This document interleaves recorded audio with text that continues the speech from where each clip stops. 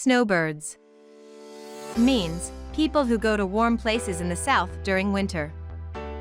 Example: my snowbird neighbors leave Maine and go to Florida every winter. Retirees often become snowbirds, spending their winters in sunnier destinations. Local businesses thrive thanks to the patronage of snowbirds in the tourist season.